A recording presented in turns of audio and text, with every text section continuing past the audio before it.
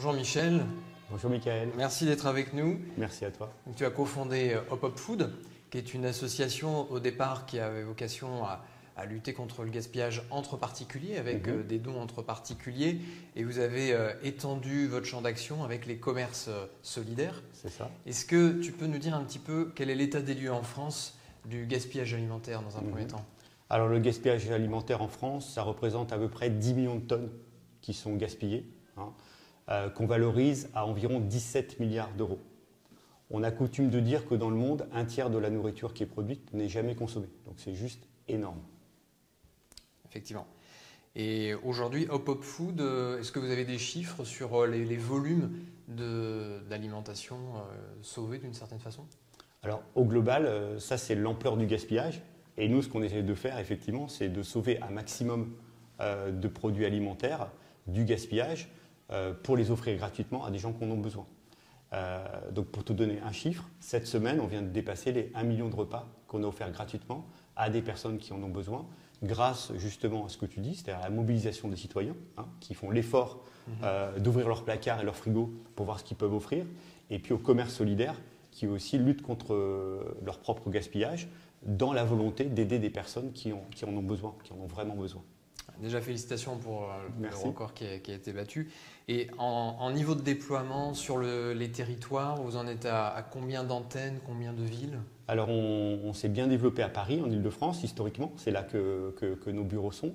Et puis, on se développe très bien à Toulouse. On se développe à peu près partout en France. Notre objectif est très rapidement d'être présent partout en France. D'accord. Ça peut représenter potentiellement combien de commerces solidaires pour avoir une bonne couverture du territoire? Alors là, on arrive à 300, 350. Si tu veux, ça peut aller très vite. Si on a des grands partenariats avec des grandes chaînes de supermarchés, on peut très rapidement avoir des commerces partout. Donc des milliers de commerces potentiellement qui peuvent nous rejoindre. Très bien. Et là, on vient de traverser une crise sanitaire qui a évidemment aggravé la précarité, les inégalités.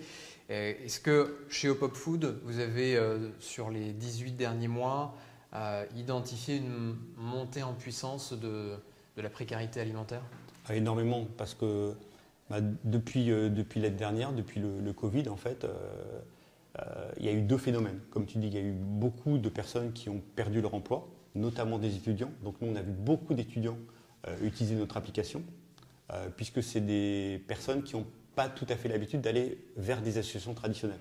Donc ils cherchent en fait à se débrouiller tout seuls et à trouver des moyens de mieux se nourrir. Donc on a vu beaucoup d'étudiants utiliser Hop Hop Food, donc ça c'est un premier mouvement. Et puis l'autre mouvement, on a vu beaucoup d'associations qui ont du mal à fonctionner pendant la pandémie, puisque les bénévoles eux-mêmes étaient coincés chez eux, parce que les camions étaient bloqués, parce que la ramasse était difficile, parce que distribuer des produits alimentaires dans la rue, ce n'était pas facile. Donc il y avait un peu ce double phénomène, montée de la précarité alimentaire et diminution des associations qui pouvaient donner effectivement et qui pouvaient aider ces personnes. Donc nous, comme on a une application digitale, elle est tout à fait résiliente pendant la crise. C'est-à-dire qu'on peut toujours l'utiliser, réserver donc gratuitement ces produits en ligne, aller les chercher chez un commerce, donc aux heures décidées par le commerce. Donc on a un système qui justement est tout à fait adapté à des situations où d'autres associations, malheureusement, temporairement, ne peuvent plus fonctionner. Très bien. Merci pour ton témoignage. On va justement rester sur le sujet avec Thibault Larose, qui est directeur exécutif de Convergence et qui développe notamment un programme 3.0, zéro pauvreté, zéro exclusion et zéro changement climatique.